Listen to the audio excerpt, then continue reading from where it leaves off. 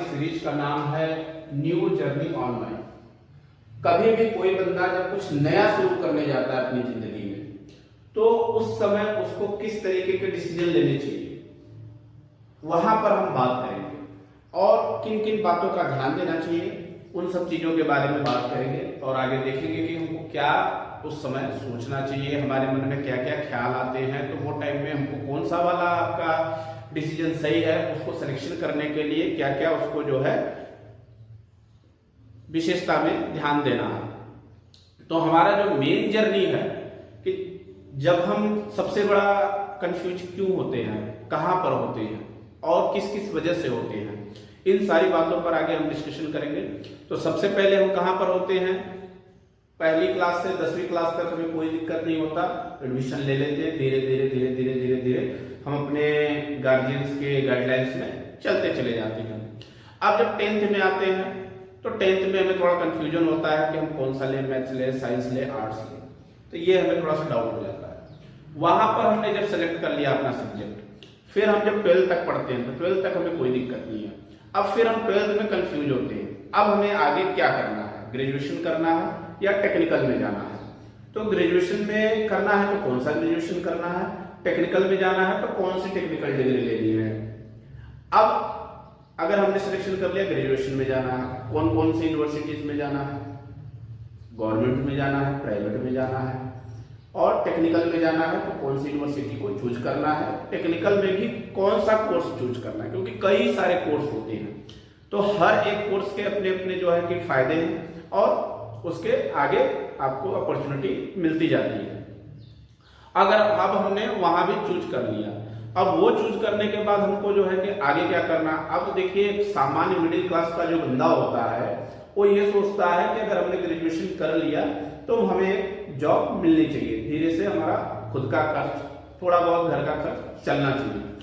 तो वहां पर भी हम कई बार कंफ्यूज होते हैं कि अभी फर्दर आगे पोस्ट ग्रेजुएशन करना है या फिर अब यहाँ पे स्टॉप करके जॉब करनी है। तो टेक्निकल फील्ड के जो भी बंदे होते हैं मैक्सिमम 80% वो जॉब को प्रेफर करते हैं और करते हैं। तो अब जब हम जॉब पे गए तो वहां फिर हमारी एक नई जर्नी शुरू हो गई, क्योंकि पढ़ना और काम करना दोनों अलग अलग चीजें होती हैं। पढ़ाई में हम कभी भी जाएंगे, किसी भी क्लास में जाएंगे तो हमारे साथ के ही लोग होंगे। रीजंस क्या है कि जब हम पहली क्लास में पढ़ेंगे तो वहां पे पहली क्लास का ही बंदा होगा, 10वीं क्लास में जाएंगे तो 10वीं क्लास का ही स्टूडेंट होगा, और जब 12वीं क्लास में जाएंगे तो 12वीं क्लास का स्टूडेंट होगा, ग्रेजुएशन में जाएंगे तो ग्रेजुएशन का स्टूडेंट होगा। आपके साथ ऐसा कभी नहीं होगा कि आप 10वीं क्लास में और आपका जो कंपटीशन है 12वीं क्लास वाले से हो जाए, तो ऐसा होता नहीं है। तो स्टडी में हम लगभग जो है अपने बराबर वालों से हमारा कंपटीशन होता है, बराबर वालों से हमारा जो भी रहता है उनके साथ ही चलता है। लेकिन जब हम जॉब में जाते हैं तो जॉब में क्या होता है, नौकरी है, कोई आदमी 20 साल से वहां कर रहा होता है, कोई 10 साल से कर रहा होता है, कोई 5 साल से कर रहा होता है, और हम जब नए जाते हैं तो हम एकदम फ्रेशर रहते हैं, तो हमें जॉब के बारे में तो पता नहीं होता है, बेसिक नॉलेज हमको थोड़ा बहुत मालूम रहता है। तो वहां पे हमारे लिए क्या करना, वहां पे हमारे पास बहुत सारे चैलेंजेस आते हैं कि अब आगे क्या करना है। अब मैनेजमेंट भी क्या करता है कि जो नए बंदे होते हैं उनसे उनको ज्यादा उम्मीदें रहती हैं। ये जो हमारा नया बंदा है, एक पुराने बंदे की, जो पुराना हमारे पास आदमी काम कर रहा था, उसकी कमी को दूर करेगा और कुछ नया करके जाएगा।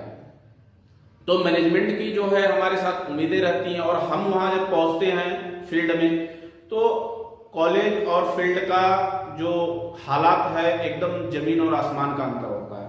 तो वहां पे हमको क्या करना है, कैसे डिसीजन लेने हैं, कैसे सर्वाइव करना है, किन किन बातों का ध्यान देना है, उस पर भी हम इस सीरीज में धीरे धीरे चर्चा करेंगे। उसके बाद हमारा करियर गोल्स क्या होना चाहिए, हमको क्या इंपॉर्टेंस देना चाहिए, कंपनी को इंपॉर्टेंस देना चाहिए, पैसे को इंपॉर्टेंस देना चाहिए, या फिर कंपनी से मिलने वाली फैसिलिटीज को इंपॉर्टेंस देना चाहिए। इन बातों पर भी हम चर्चा आगे करेंगे। फिर अब जब हमने ये सारी बातें कर ली तो अब हमारे मन में एक ख्याल आता है कि ये तो सारी नए लोगों के लिए है। अब जो और भी लोग हैं जो ऑलरेडी नौकरी कर रहे हैं, अब उनको धीरे धीरे 4 साल 5 साल हो गया और उनको ग्रोथ नहीं मिल पा रहा है या इंडस्ट्री चेंज नहीं कर पा रहे हैं, तो वहां पे उनको क्या सोचना है, कैसे इंडस्ट्री चेंज कर सकते हैं, किस तरीके से उनको आगे इंटरव्यू के लिए प्रिपेयर होना है, उस पर भी हम डिस्कशन करेंगे। इसके बाद हम एक और न्यू जर्नी पर जाएंगे। ये जब सारे टॉपिक हमारे कवर हो जाएंगे तो हम जाएंगे कि अब हमको 4 साल 5 साल जॉब के बाद कोई पोस्ट ग्रेजुएशन की डिग्री कर लेनी चाहिए। करनी चाहिए तो कौन सी करनी चाहिए? बीए, बीएससी, बीकॉम हमारा हो चुका है, अब हम पोस्ट ग्रेजुएशन में आ रहे हैं, या बीटेक हो चुका है, बीई हो चुका है, डिप्लोमा हो चुका है, ऐसी कोई भी डिग्री लेके अब हम नौकरी कर रहे हैं। तो स्पेशली मैं उन लोगों पे बात करूंगा जो टेक्निकल से हैं, इंजीनियरिंग करने के बाद नौकरी कर रहे हैं और 5 साल 4 साल 3 साल उनको हो चुका है। अब उसके बाद उनको क्या करना चाहिए? अगर आगे पोस्ट ग्रेजुएशन लेना है तो कौन सा लेना है? क्योंकि पोस्ट ग्रेजुएशन के लिए भी अब हमारे पास कई सारे ऑप्शन होते हैं, एमबीए और एमटेक, ये 2 मेन पार्ट्स होते हैं जो लोग चूज करते हैं। कई लोग विदेश भी जाते हैं, तो हम उस पर डिस्कशन नहीं करेंगे, हम खाली इंडिया में क्या कर सकते हैं उसके बारे में बात करेंगे। और इसके अलावा भी कई कोर्सेस होते हैं जो गवर्नमेंट यूनिवर्सिटियां हैं, आईआईटी है, एनआईटीज है, वो भी कराती हैं, तो वो कोर्सेस ले सकते हैं कि नहीं ले सकते हैं। तो हमारा जो फुल डेडिकेशन है, वो पूरा डेडिकेशन है हमारा जो न्यू जर्नी, हम कभी भी कहीं भी जब न्यू जर्नी करेंगे उसके लिए, और हमको कैरियर ग्रोथ के लिए हमको क्या क्या चाहिए, वो उन बातों का हम ध्यान देंगे। ठीक है, तो इसके लिए हमें क्या क्या करना है वो हम देखेंगे। तो अब 12th के बाद हमें कौन कौन सा मैथ्स, साइंस, आर्ट्स रहता है और कॉमर्स रहता है। ठीक है, ये 12th में इसमें से कौन सा वाला सेलेक्ट कर लें, ये इस पे चर्चा करेंगे। इसके बाद जब हम बीई बीटेक में आते हैं,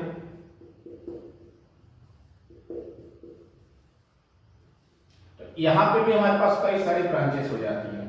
सबसे बड़ी ब्रांच मैकेनिकल,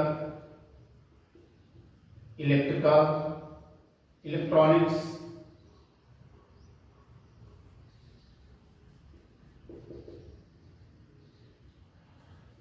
सिविल, आईटी और नंबर ऑफ ब्रांच हैं। इसमें से कौन सी वाली हमारे लिए बेटर रहेगी उस पर डिस्कशन करेंगे। अब फर्दर इसके बाद एमटेक, एमबीए,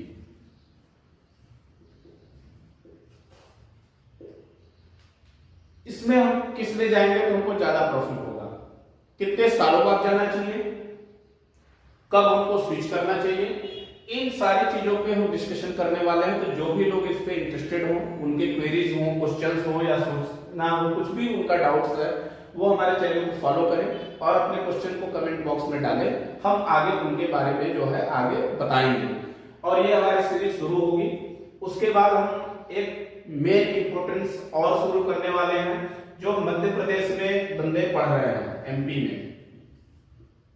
तो एमपी के टॉप कॉलेजेस,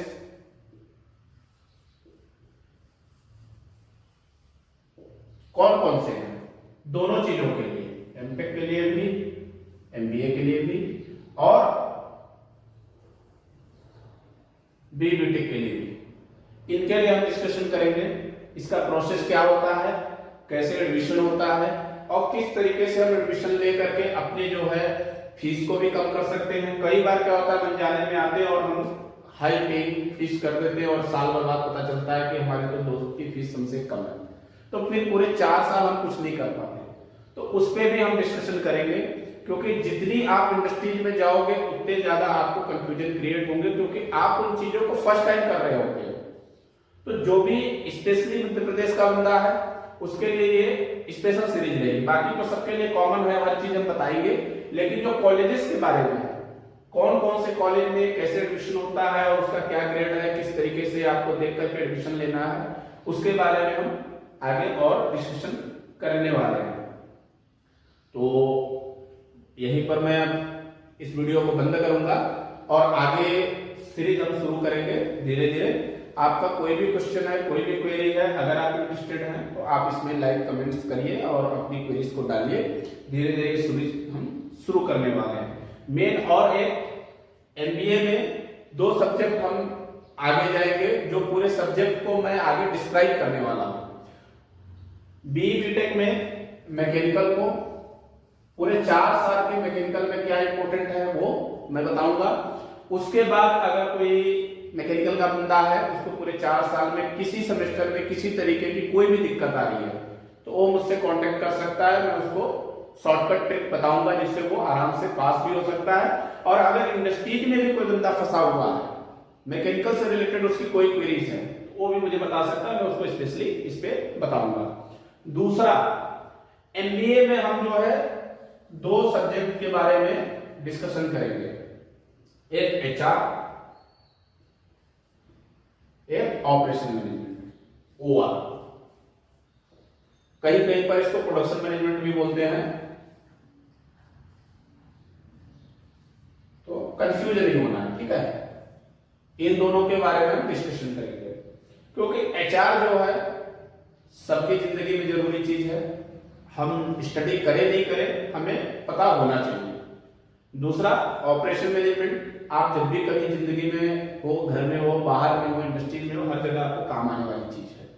तो इन दोनों चीजों पर हम डिस्कशन फोकस करेंगे, मैकेनिकल, एचआर और ऑपरेशन। ये 3 चीजों पर हम आगे सीरीज को और लंबा खींचेंगे, जिसमें आपको डीपली बताएंगे। इसके अलावा भी अगर आपको कुछ चाहिए, कुछ छूट रहा है, तो आप बता सकते हो, उसको हम गाइड करेंगे।